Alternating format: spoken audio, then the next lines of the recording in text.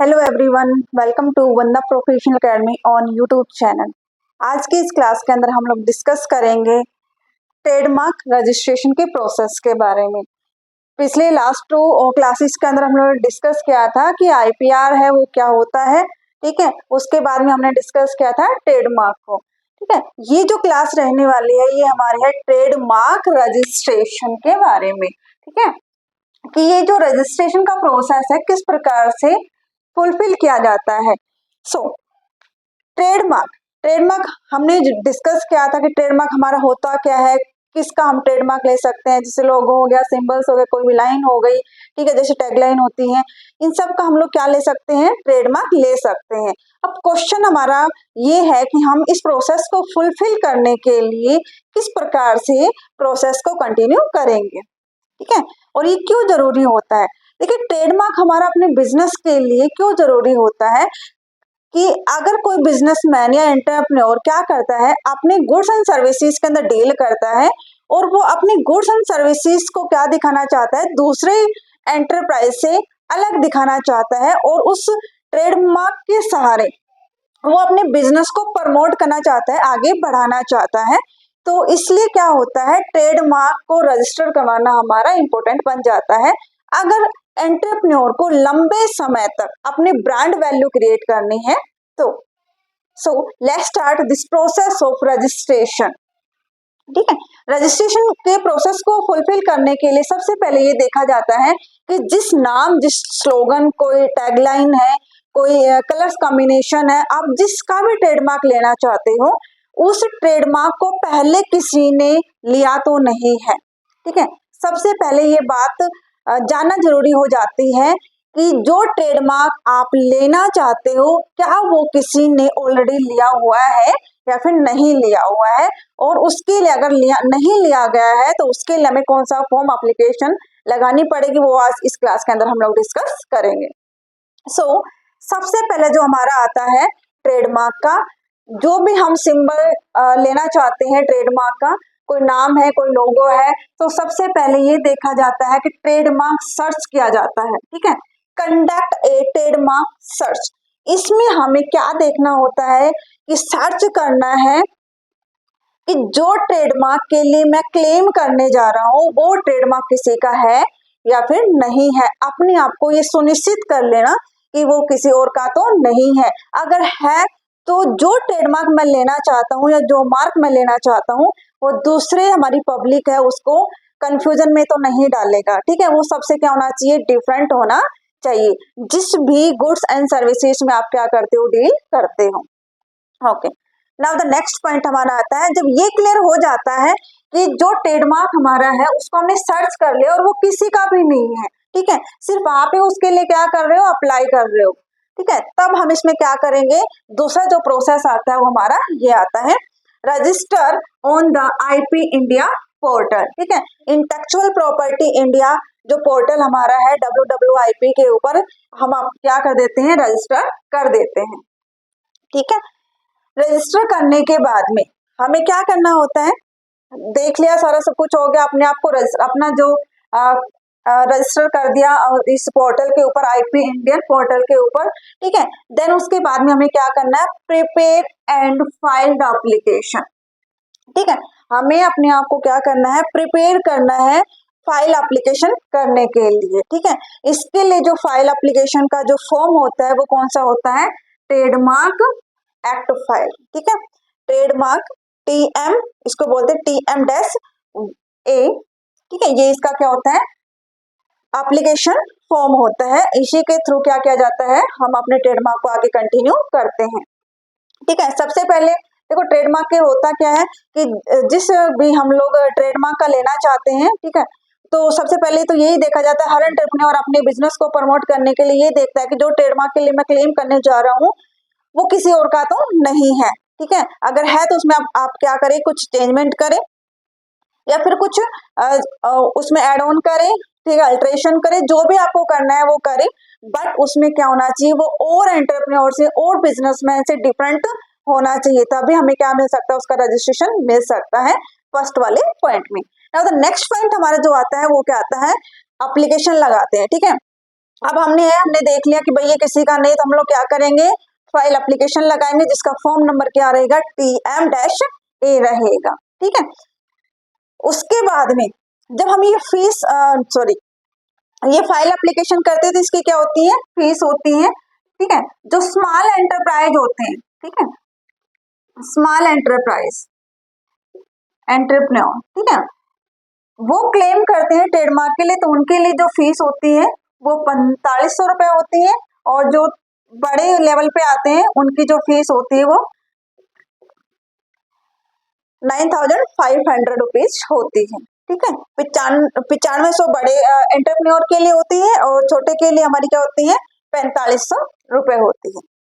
Okay, ये application लगाने के बाद में हम लोग क्या करते हैं, ट्रेडमार्क एग्जामिनेशन करवाते हैं। ठीक है, जो ट्रेडमार्क रजिस्ट्री है वो क्या करती है, ट्रेडमार्क के लिए जो बंदा क्लेम कर रहा है उसका पूरा एग्जामिनेशन करती है कि उसने जो डॉक्यूमेंटेशन है वो फुलफिल किए हैं या नहीं किए हैं। ठीक है, जो ट्रेडमार्क के रजिस्टर करने के लिए जिन भी डॉक्यूमेंट की रिक्वायरमेंट होती है उन सब का क्या किया जाता है, यहाँ पे एग्जामिनेशन किया है कि उसने सबमिट किए हैं या फिर नहीं किए, उसमें कुछ कमी रह गई है, ऑल ओवर द क्या किया जाता है, यहाँ पे चेकआउट किया जाता है।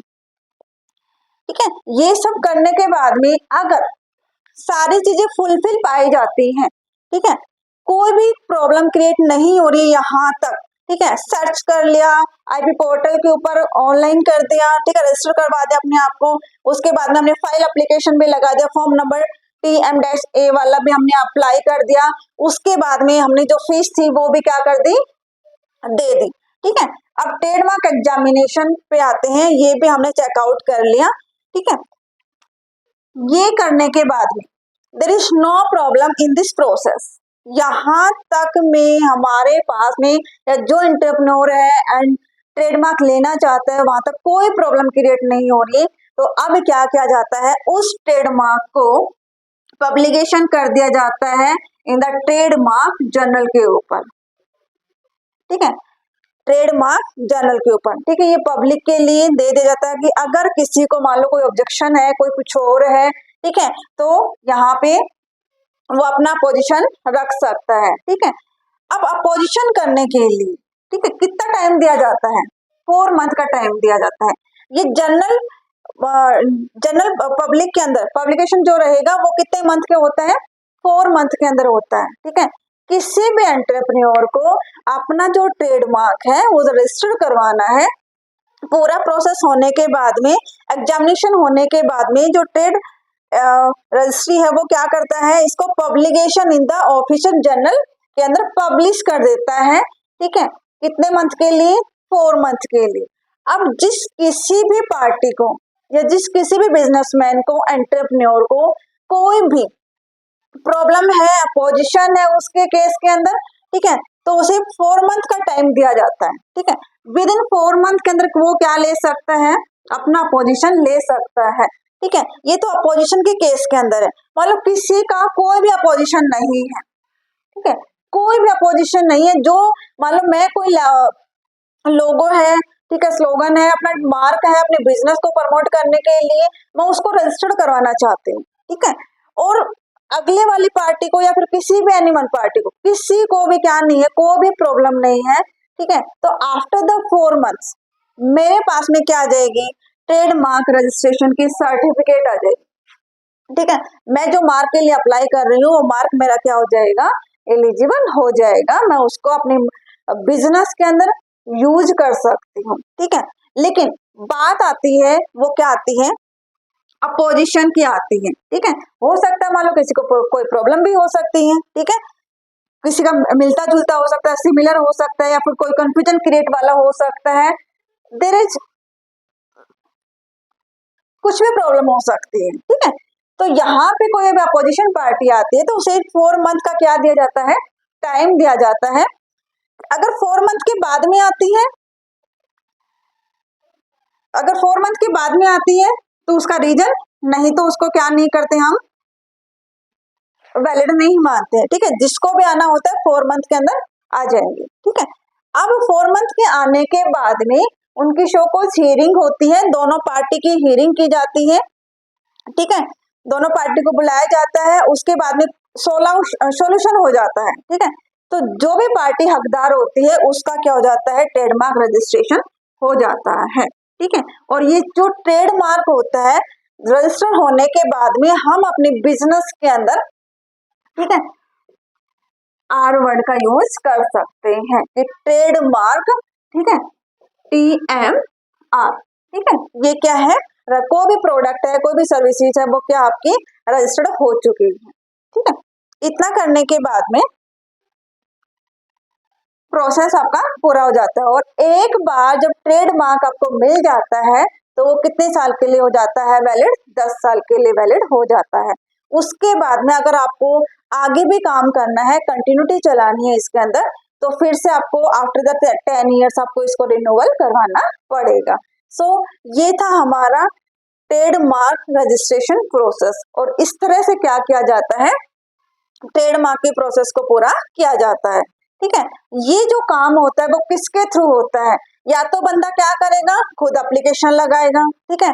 अगर सारे काम खुद करा तो उसे क्या लेनी पड़ेगी, अपने DSC लेनी पड़ेगी, ठीक है। नहीं तो सबसे बेस्ट यही तरीका होता है कि अगर आपको ट्रेडमार्क को रजिस्टर करवाना है तो सबसे पहले आपको एक अच्छे एक्सपर्ट प्रोफेशनल को चूज करना है, जो इसमें एक्सपर्टाइज हो, जो इंटेलेक्चुअल प्रॉपर्टी के अंदर काम करते हो, अपना पीसीएस करते हो, ठीक है। तो मैंने जो लास्ट क्लास के अंदर बताया था कि इसके लिए कौन दो बंदे हैं वो एलिजिबल होते हैं, ठीक है, जिसमें मैंने मेन बताया था, या तो फिर वो क्या होगा, CS होगा, ठीक है। अगर वो CS नहीं है तो फिर वो लीगल प्रैक्टिशनर्स होंगे, ठीक है। इनके थ्रू क्या किया जाता है, इनका काम फुलफिल किया जाता है। सो आई होप ये आपको ट्रेडमार्क रजिस्ट्रेशन का प्रोसेस पूरा हो गया होगा।